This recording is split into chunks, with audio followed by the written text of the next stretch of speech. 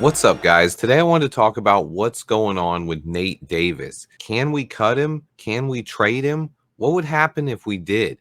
Everyone's been talking about this guy recently, and one of the comments I see most often is about cutting him or trading him. There seems to be a lot of confusion on what would happen in that scenario and whether or not the Bears can even do it.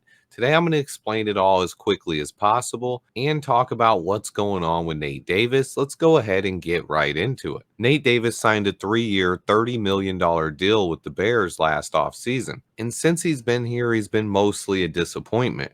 Ryan Poles structured the contract so that all the guaranteed money was due in the first 2 years of the deal. Earlier in the offseason, I talked about this and brought up why we couldn't really cut Nate Davis before free agency. It basically would have cost us more money to cut Nate Davis than it would have to keep him. That was back during free agency and before the draft, though. At that time, cutting Nate Davis would have resulted in a $12.75 million dead cap hit, which is about $1.5 million more than if we were to keep him. So it really made no sense to get rid of Nate this offseason. Now, since we are past June 1st, things have changed briefly since then, and now we can technically cut Nate Davis and actually save a tiny bit of cap space. If we cut Nate Davis, we're still going to take on 12.75 million in dead cap hits, but we'll only take 10.75 this season and 2 million in 2025. However, if we keep Nate Davis, we're already paying him 11.35 million if he stays on the roster. So if we cut him, we would only be saving a measly 600,000 in cap space. That's not even enough to sign a guy to a minimum deal.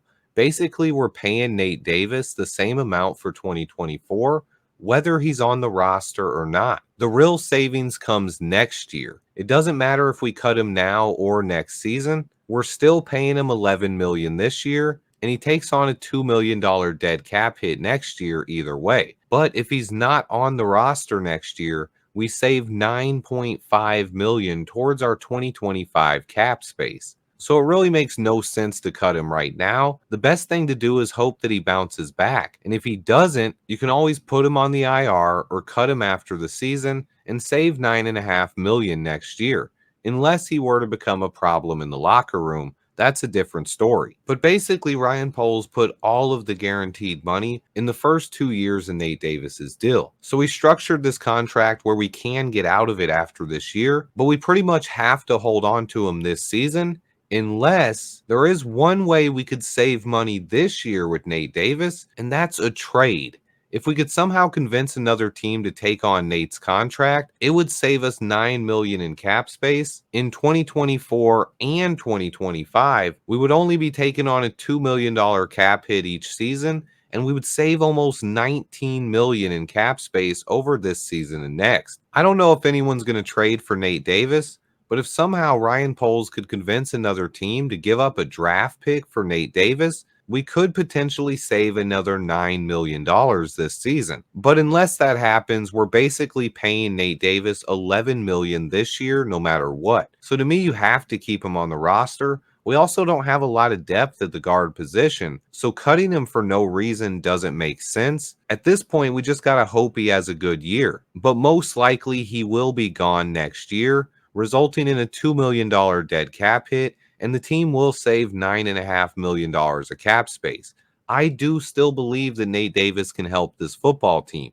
He was a good football player in 2022, going nearly 50 snaps per pressure allowed.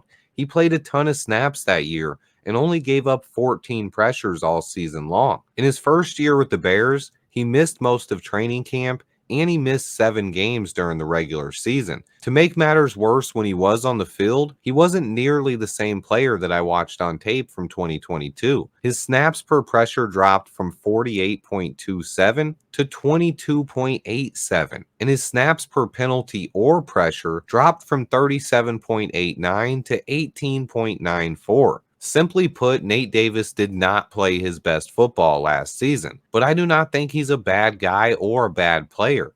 I have been rooting for him, and I know he's capable of having a bounce back year. After the first 10 days of training camp, though, things are starting to feel eerily similar to last season. Every practice that goes by without Nate Davis out there causes us to grow more impatient with him. Nate's time as a Chicago Bear has been frustrating to watch, but as of right now, he is still our starting right guard, but he needs to get back to practice soon. Bottom line, Nate Davis is most likely a Chicago Bear this year unless we can find a way to trade him. But his chances of being on the roster next year are looking pretty slim at this point, considering the team can save almost $10 million by cutting him. Unless Nate is awesome this year, he's most likely gone after this season. Ryan Bates is signed through next season, so we already have a contingency plan in place. Let me know what your guys' thoughts are on this. I know a lot of people are frustrated with Nate Davis, so I did want to talk about this for a few minutes. Thanks to everybody who watches. Please hit that like button for me. Stay tuned, and until next time, bear down.